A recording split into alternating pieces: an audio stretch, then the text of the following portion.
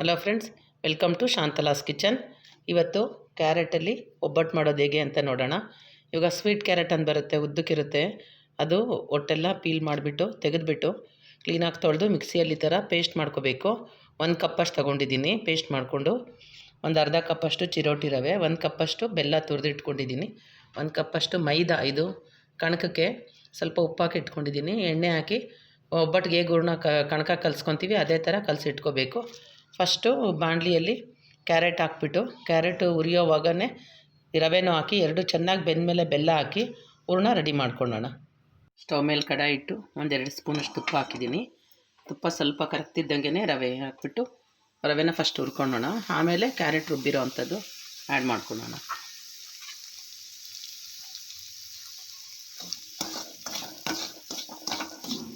ಸ್ವಲ್ಪ ಗಮ್ಮಂತ ವಾಸನೆ ಬರೋವರೆಗೂ ಅಷ್ಟೇ, ತುಂಬ ಏನು ಕೆಂಪಗೆಲ್ಲ ಉರಿಯೋದು ಬೇಡ, ಯಾಕಂದರೆ ಕ್ಯಾರೆಟ್ ಜೊತೆ ಇದು ಫ್ರೈ ಆಗುತ್ತೆ ಮತ್ತು ಬೇಯುತ್ತಲ್ವ.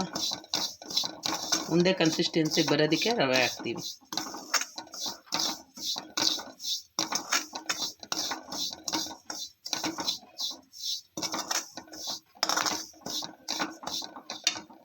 ಇಷ್ಟು ಹುರಿದಿದ್ದೀವಲ್ಲ, ಇವಾಗ ರುಬ್ಬಿರೋ ಅಂಥ ಕ್ಯಾರೆಟ್ ತುರಿನ ಹಾಕ್ಬಿಡೋಣ.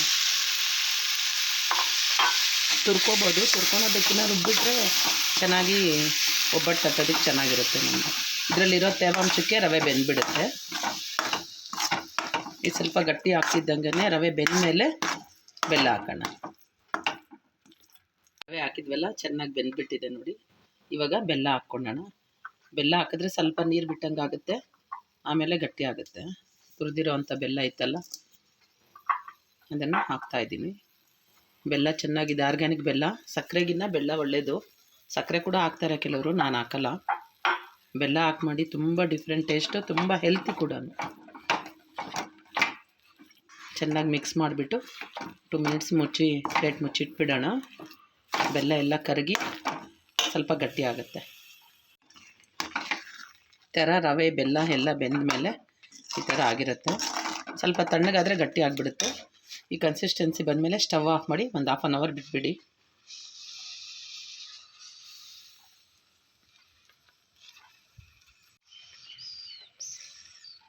ಈ ಥರ ಆಗಿರುತ್ತೆ. ಒಂದು ಅರ್ಧ ಗಂಟೆ ಬಿಟ್ಟ ಮೇಲೆ ಗಟ್ಟಿ ಆಗುತ್ತೆ. ಆವಾಗ ಉಂಡೆ ಮಾಡ್ಕೊಂಡು ಒಬ್ಬಟ್ಟು ತಟ್ಕೊಳ್ಳೋಣ. ಏಲಕ್ಕಿ ಪುಡಿನೂ ಹಾಕ್ಬಿಟ್ಟು ಕ್ಲೀನಾಗಿ ಕಲಸಿ ಮಿಕ್ಸ್ ಮಾಡಿ ಇಟ್ಬಿಡೋಣ ಒಂದು 1/2 ಅವರು. ಕಣಕ ಈ ಥರ ತಗೊಂಡು ಹೂರಣ ಸ್ವಲ್ಪ ಈ ಥರ ಇಟ್ಕೊಂಡ್ಬಿಟ್ಟು ಎಲ್ಲ ಫಿಲ್ ಮಾಡಿ, ಮಾಮೂಲಿ ನಾವು ಬೇಳೆ ಒಬ್ಬಟ್ಟಿಗೆ ಹೇಗೆ ತಟ್ಕೋತೀವಿ ಅದೇ ಥರ. ಯಾವಾಗೂ ಬೇಳೆ ಒಬ್ಬಟ್ಟು, ಕಾಯಿ ಒಬ್ಬಟ್ಟು, ಸಜ್ಜಿಗೆ ಮಾಡಿ ಬೋರಾಗಿರುತ್ತಲ್ಲ, ಕ್ಯಾರೆಟ್ ಒಬ್ಬಟ್ಟು ತುಂಬ ಚೆನ್ನಾಗಿರುತ್ತೆ. ಈಸಿ ಕೂಡ ಮಾಡೋದು. ನಾನು ಈ ಸರಿ ಬೆಲ್ಲ ಹಾಕಿ ಮಾಡಿರೋದ್ರಿಂದ ಟೇಸ್ಟ್ ಕೂಡ ತುಂಬ ಚೆನ್ನಾಗಿ ಬಂದಿರುತ್ತೆ. ನಾನೊಂದು ಸರಿ ಮಾಡಿ ಟೇಸ್ಟ್ ಮಾಡಿದ್ಮೇಲೆ ಇನ್ನು ವಿಡಿಯೋ ಮಾಡ್ತಾಯಿರೋದು ನೋಡಿ. ತುಂಬ ದೊಡ್ಡದಾಗೂ ಬೇಡ, ಸಣ್ಣದಾಗೂ ಬೇಡ, ಮೀಡಿಯಮ್ ಸೈಜಲ್ಲಿ ಈ ಥರ ಪ್ರೆಸ್ ಮಾಡಿಕೊಂಡು 2 ಕಡೆ ಎಣ್ಣೆ ಹಾಕಿ ಫ್ರೈ ಮಾಡಿ ಇಟ್ಕೋಬೇಕು. ಇದಕ್ಕೇನು ಕೊಬ್ಬರಿ ಏನು ಹಾಕಿರಲ್ವಲ್ಲ, 4-5 ದಿವಸ ಹೊರಗಡೆನೇ ಇರುತ್ತೆ, ಫ್ರಿಜ್ಜಲ್ಲಿ ಇಡೋ ಕೆಲಸ ಕೂಡ ಇರಲ್ಲ. ಇವಾಗ ಹೆಂಚು ಮೇಲೆ ಹಾಕಿ ಬೇಯಿಸ್ಕೊಳ್ಳೋಣ.